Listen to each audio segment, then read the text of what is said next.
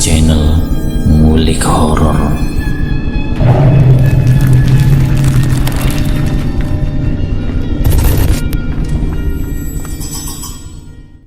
Assalamualaikum warahmatullahi wabarakatuh. Kembali lagi di channel Ngulik Horor. Channel ini menceritakan tentang kisah-kisah misteri. Pada kesempatan kali ini saya akan melanjutkan kisah misteri yang berjudul Pesugihan Memedi Ireng bagian yang ke-6. Yuk, daripada kita lama-lama, langsung saja kita lanjutkan ceritanya. Erangan kesakitan Kinasih justru semakin membuat Maridi menggila. Kamar yang sengaja dibikin kedap suara tersebut adalah keberuntungan untuk Maridi. Mau menjerit sekuat apapun tidak akan didengar oleh orang di luar. Maridi buas menggoyang tubuh Kinasih. Tidak peduli Kinasih yang memucat menahan perih. Baginya sangat indah, sangat membahagiakan melihat lawan main yang tidak berdaya. Bejat, itulah kata yang tepat untuknya.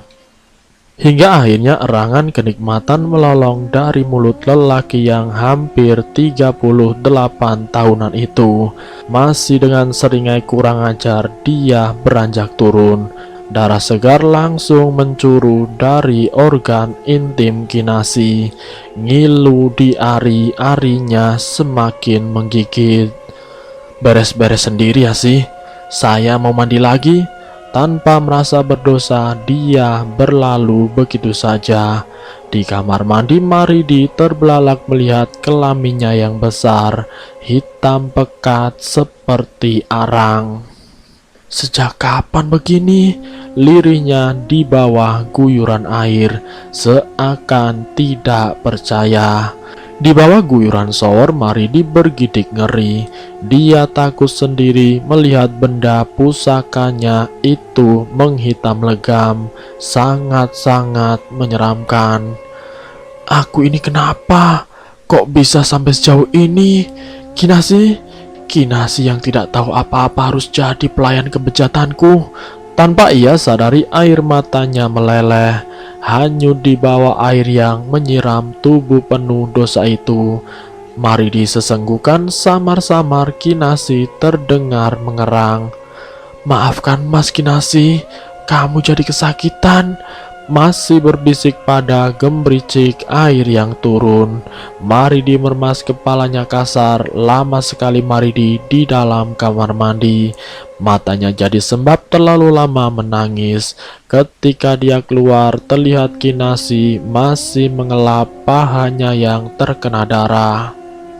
Makin deras, sudah tak bilang masih nifas. Kamu gila, Mas.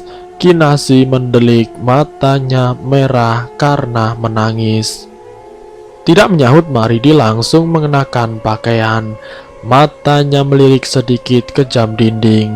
Hampir tengah malam, pikirnya. Setelah memastikan Kinasih tertidur, Maridi membuka kamar rahasia, menggendong botol-botol berisi tuyul peliharaan, bersiap untuk keliling kampung. Hatinya masih berkabung antara ikhlas dan tidak untuk menuruti kemauannya setan-setan plontos tersebut. Mau kemana, Mas? Kinasih tiba-tiba muncul di pintu, berjalan tertati-tati. Sontak Maridi gelagapan, kagetnya bukan main. Itu tanganmu kok dibegitukan, seperti lagi menggendong sesuatu, selidik Kinasih dengan mata menyipit. Seketika Maridi pucat, kehilangan kata-kata. Salah-salah ucap bisa berbahaya. Saya tidak menggendong apa-apa sih. Tangan Mas cuma pegal, makanya Mas menyandarkan ke belakang. Peragaan biar tidak kaku, kilah Maridi. Oh, Kinasih beroo dengan degu terangkat. Tentu dia tidak puas dengan jawaban barusan. Baginya tidak masuk akal sama sekali. Ditanya kok tidak menjawab. Mas mau kemana? Tengah malam kok seperti itu? Agak meninggi suara Kinasih. Matanya pun berkilat-kilat. Lagi-lagi Maridi seperti di pojokan mentah-mentah. Dia seperti disergap, tidak bisa mengelak apa-apa. Anu loh sih, Mas mau ke pos ronda silaturahmi sama warga yang sedang piket malam ini. Tidak lama kok, jawab Maridi. Tidak ingin dibombardir lebih detail, Maridi segera mengenakan sandal, berjalan agak tergesa keluar halaman rumah. Tidak sekalipun dia menoleh lagi ke belakang. Sialan, Kinasi mulai curiga. Bahaya ini, rutuk Maridi sepanjang jalan. Begitu pula Kinasi yang masih tidak puas. Gelagat Maridi jelas tidak wajar, tersirat dengan gamblang kalau ada suatu hal besar yang sudah lama ia sembunyikan. Awas saja kamu Mas, suatu hari pasti ada cara untuk membongkar semua yang kamu sembunyikan. Tunggu aku pulih dan bisa bergerak leluasa, Kinasi berbicara sendiri. Terus kembali ke ranjang untuk berbaring. Tamat riwayatmu nanti Mas, batin Kinasi lagi. Pagi-pagi sekali ART datang bersama dengan Suster Melia.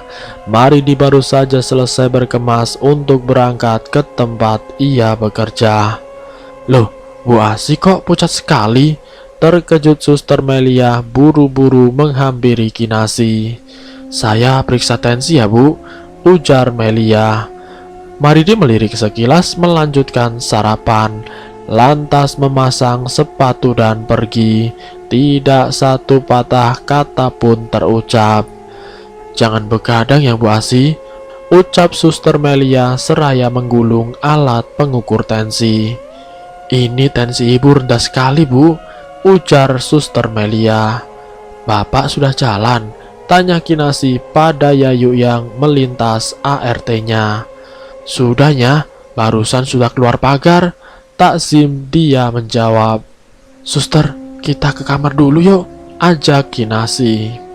Kursi roda didorong Suster Melia lalu menutup pintu dan duduk di tepi ranjang, berhadapan dengan Kinasi yang duduk di atas kursi rodanya. Semalam aku digagai Mas Maridi, bulir air mata Kinasi berhamburan. Astagfirullah, Bu Asi serius? Loh, ibu kan masih nifas. Mata Suster Melia membulat tidak menyangka. Ini bekas darah belum dirapikan. Aku menggulungnya pakai spray. Darah meremes banyak, tapi dia tidak peduli. Semakin aku berteriak merintih kesakitan, semakin pula lebar seringainya, ujar Kinasi. Aku seperti melihat orang lain yang sedang menindihiku, bukan Mas Maridi, terisak-isak Kinasi menceritakan.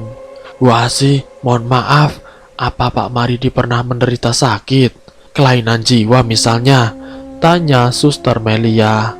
Seingatku tidak pernah. Dulu dia taat beribadah, rajin baca Al-Quran. Belakangan hampir tidak pernah kelihatan lagi. Dia sholat di rumah. Dan satu lagi Suster Melia memasang wajah serius, bersiap untuk info yang akan disampaikan Kinasi. Muka Suster Melia menegang. Aku tidak sengaja melihat anunya Mas Maridi, hitam legam, menakutkan Sus. Kinasi menutup wajahnya, menahan tangis agar tidak menjadi-jadi. Astagfirullah, sentak Suster Melia. Keduanya terdiam sejenak dalam pikiran masing-masing. Suster Melia mengelus dada berkali-kali. Baginya terlalu shock mendengar penuturan pasien di hadapannya sekarang. Bu Asi, ini sudah tidak benar. Coba cari ustadz untuk meruqyah rumah ini. Saya curiga. Mohon maaf Bu, bukan bermaksud apa-apa. Saya pernah diceritakan oleh Mbah Buyutku dulu bahwa ada namanya pesugihan memedi ireng, ujar Suster Melia. Apa itu? Kinasi penasaran. Sama seperti pesugihan kebanyakan, ujung-ujungnya minta tumbal, entah itu keluarga, anak, istri, bahkan pelakunya sendiri. Suster Melia melanjutkan. Kata Mbah dulu, ritualnya setiap bulan purnama penuh. Pelaku pesugihan itu bersetubuh layaknya suami istri dengan memedi ireng. Memedi ireng itu seperti kuntilanak, tapi hitam legam sempurna. Giginya menyembul, mengeluarkan darah, busuk, dan buruk rupa, Bu. Suster Melia menarik nafas sejenak. Ketika persetubuhan itu terjadi, Memedi Ireng itu menjelma menjadi perempuan cantik. Tubuhnya molek dan tidak dibalut benang sehelai pun. Ketika itulah pelaku pesugihan mabuk kepayang, penuh birahi, menikmati hubungan laknat itu. Kinasih melotot, membayangkan suami yang dia kasihi selama ini bersetubuh dengan demit. Kabar buruknya, Bu Asih, sekali terlibat pesugihan Memedi Ireng, artinya terikat kontrak seumur hidup. Putusnya ritual itu kalau nanti si pelaku itu meninggal dunia. Suster Melia lagi-lagi mengelus dada berucap istighfar. Kinasih pun mengangah kaget bukan kepala. Tidak sanggup aku bayangkan kalau seandainya Mas Maridi memang memakai pesugihan Memedi Ireng. Ya Allah, aku tidak terbayang. Kinasih mendesis meremas jemarinya. Suster Melia mengelus lengan Kinasih menenangkan. Semoga Mas Maridi tidak melakukan pesugihan Memedi Ireng ya, Bu, desis Suster Melia. Hingga senja datang, Kinasih masih dihantui kemungkinan pesugihan yang disebutkan Suster Melia. Dia termenung melamun sendiri di teras rumah. Untuk apa gunanya rumah bagus tapi hasil dari pesugihan? Untuk apa gunanya kendaraan mewah, jabatan, bisnis yang menggurita, tapi hasil bersekutu dengan iblis? Kinasih bersenandika dalam diamnya. Deru kendaraan yang masuk ke halaman membuyarkan lamunannya. Terios hitam milik Maridi merapat ke garasi. "Kamu sedang apa sih?" tegur Maridi. Kinasih mendongak. Matahari sore yang menembus dedaunan pohon menyorot sedikit wajah Maridi. Betapa kagetnya Kinasih melihat wajah Maridi yang terkena bias, tampak hitam kosong. Jangan-jangan benar dia memakai pesugihan Memedi Ireng. Kinasih membatin. "Sih," panggil Maridi. Mas, tidak, cuma lihat-lihat orang lewat. Bosan kelamaan di dalam rumah," jawab Kinasih sekenanya. "Oh, Mas mandi dulu ya. Ada keperluan ke kota sama Pak Ijo. Mau beli spare part mobil Pak Ijo," ujar Maridi. "Ke kota? Apa iya?" tanya Kinasih dalam hati. Menjelang maghrib, Maridi dan Pak Ijo sudah berangkat. Tinggal Kinasih sendiri di rumah.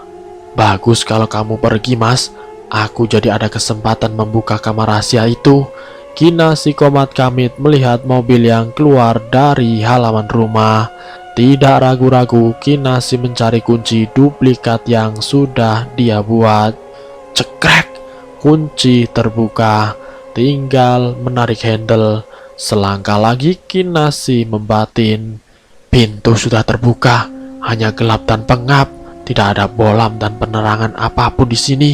Baunya amis darah, busuk, bekas bangkai juga, memicu mual yang hebat.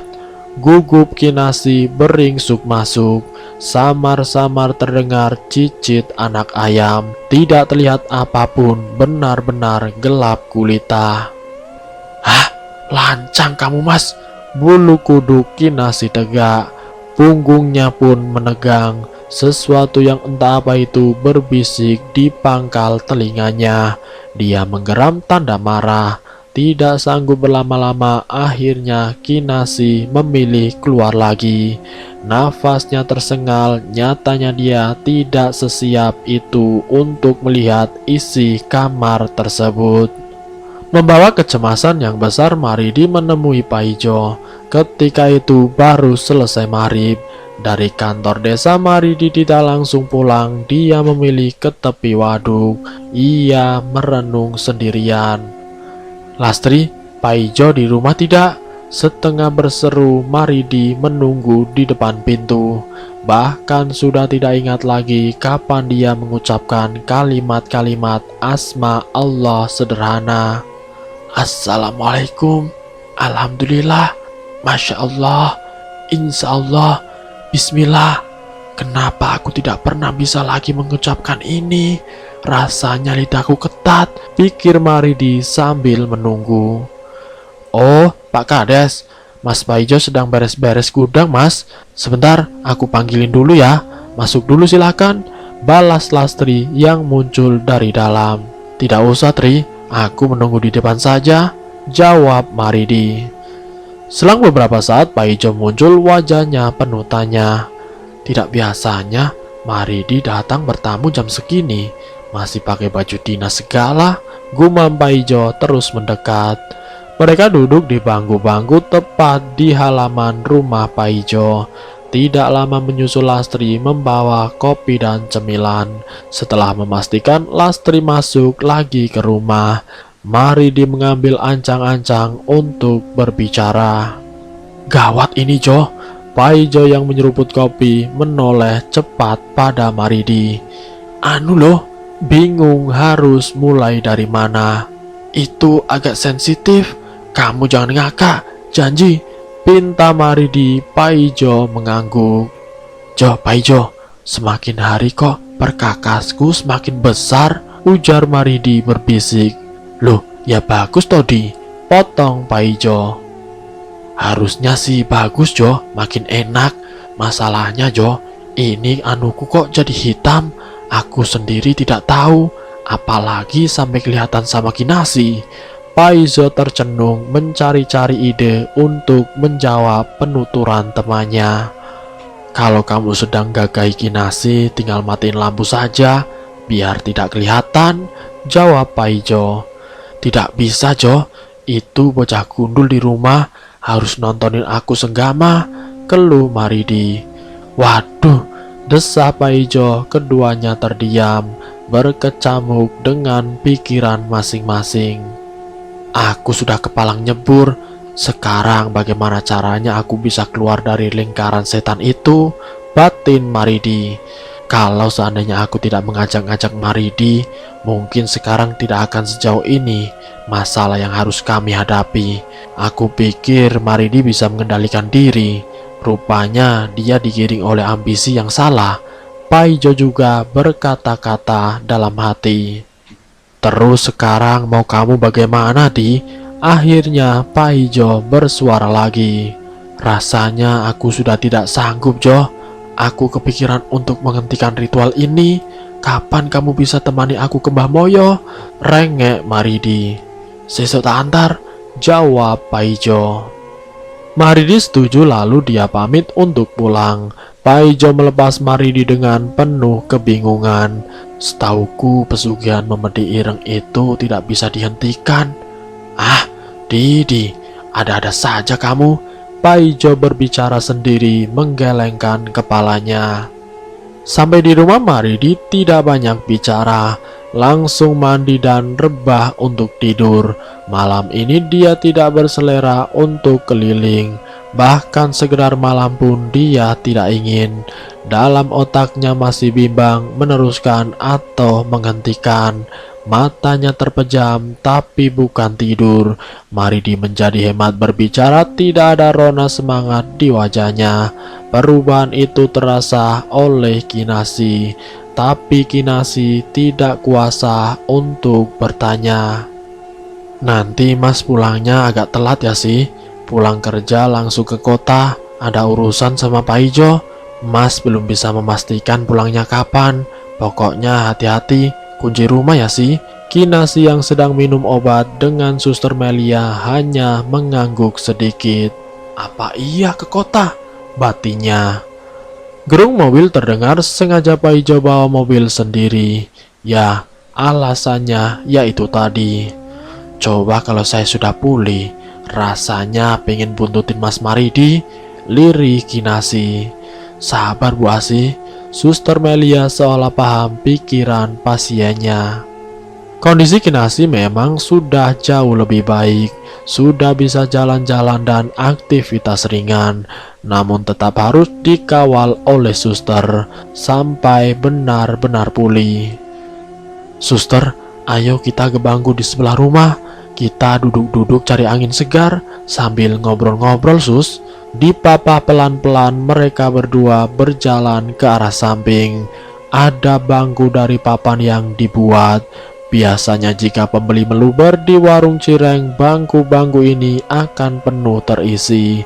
Mumpung masih pagi, belum banyak pengunjung. "Suster, aku kemarin nekat membuka kamar larangan itu," ucap Kinasi membuka obrolan. Keduanya sudah duduk dengan posisi bersisian. Mendengar ucapan Kinasi, Suster Melia menoleh cepat. "Gelap, pengap juga. Di dalam kamar itu rasanya lembab dan busuk seperti bau bangkai. Tidak sanggup aku lama-lama di sana." Terngiang-ngiang suara cicitan anak ayam. "Kan tidak mungkin Mas Maridi ternak ayam dalam kamar." Suster Melia mengangguk, menunggu kelanjutan cerita dari Kinasi. Sepertinya tidak sampai 10 menit, tidak bisa melihat apapun, saking gelapnya. Tiba-tiba ada seperti bisikan ke telingaku. "Shh, lancang kamu. Ada suara begitu, Sus." Sontak aku buru-buru keluar, keburu ciut nyaliku, ujar Kinasi. "Ya Allah, semakin penasaran kalau ngono ya, Bu." Suster Melia bergidik ngeri. Keduanya lalu melihat ke arah bangunan rumah tersebut, memindai dari depan hingga ke belakang.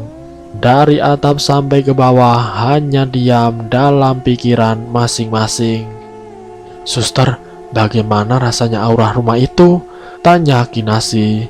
Suster Melia gelagapan, sebenarnya dia memang merasa aneh dengan aura rumah Kinasi.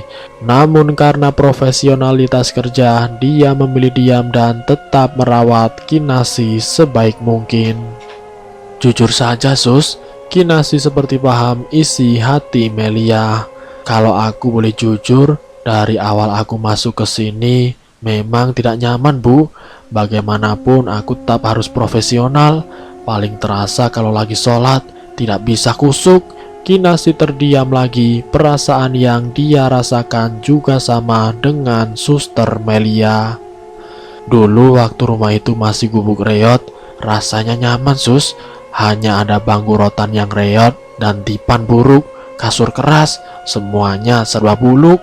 Setiap hari makannya cireng untuk mengganjal perut. Tidak jarang juga terjadi cekcok. Tapi sebentar kemudian baikan lagi, hangat dan nyaman. Itu saja," curhat Kinasi. Mata Kinasi berkaca-kaca mengenang masa yang sudah lampau. Tiba-tiba semuanya berubah. Harusnya aku senang ya, bisa keluar dari lingkaran kemiskinan. Tapi kenyataannya tidak begitu, Sus. Rumah bagus, ubin keramik mengkilap, berbagai macam furnitur, tidak kurang satu apapun, tapi tidak ada kehangatan dan kenyamanan yang terasa, tukas Kinasi. Tetes air mata Kinasi menggelinding menyusuri pipinya. Apa Bu Asi tidak pernah bertanya hati ke hati kepada Pak Maridi? Barangkali dia mau jujur, dari mana aliran uang ini semua? Tanya Suster Melia. Kinasi menggeleng lemas. Suster Melia paham pasti sulit sekali itu dilakukan. Di kantor desa, Maridi diserang sakit kepala yang luar biasa, seperti nada tangan kasar keras yang meremas kepalanya. Rambutnya seakan-akan ditarik-tarik secara kasar. "Kamu jangan coba-coba berhenti di tengah jalan, Maridi. Perjanjian tetaplah perjanjian. Jangan sampai Ratu murka, dan kamu sekarang menanggung akibatnya. Ingat anakmu dua, ingat ibumu, ingat Kinasi. Pikirkan matang-matang. Jika ingin berhenti sekarang, jangan macam-macam kamu." Terngiang ancaman itu berdengung dalam kepala Maridi. "Setan alas," rutuknya dalam hati. Dia sangat paham ini pasti kerjaan dari Mbak Moyo. Sampai akhirnya dia tertidur menahan kesakitan, menangkup di atas meja kerjanya. Samar-samar terdengar azan zuhur. Maridi terbangun masih dengan kepala keliengan. Tidak tahu beberapa lama dia tertidur. "Tunggu, aku sudah lama tidak melakukan sholat. Ya Allah, betapa jauhnya aku darimu." Sesal Maridi meremas dahi yang kaku. "Permisi Pak, Ketukan pintu dari seorang staf membuyarkan kecamuk batin Maridi. "Masuk," balas Maridi. "Loh, Pak Kades sakit, pucat sekali Pak," tuduhnya seketika. "Iya, saya sakit kepala. Ada apa?" jawab Maridi. "Kalau rasanya tidak mungkin, sebaiknya pulang dan istirahat Pak." Staf tersebut cemas. "Ada yang mencari Bapak, katanya dari desa sebelah," lanjutnya. Perasaan Maridi mendadak tidak enak. "Jangan-jangan suruh tunggu sebentar ya, nanti saya keluar sebentar lagi," jawab Maridi. Setelah mengiyakan, staf itu keluar lagi. Maridi menuju kamar mandi, mencuci muka agar terlihat segar. Betapa terkejutnya Maridi ketika mendapati bayangannya di kaca. Mukanya penuh bercak-bercak flek hitam, kusam sekali, dan tidak layak untuk dipandang. "Kalau orang lain melihat aku begini, bisa gawat," dia bicara sendiri. Dan bersambung, apakah tamu itu bisa melihat Maridi dengan wajah yang gosong? Kalau penasaran, nanti saya akan lanjutkan ke bagian yang berikutnya. Jadi untuk kalian tetap stay di channel ini. Wassalamualaikum warahmatullahi wabarakatuh.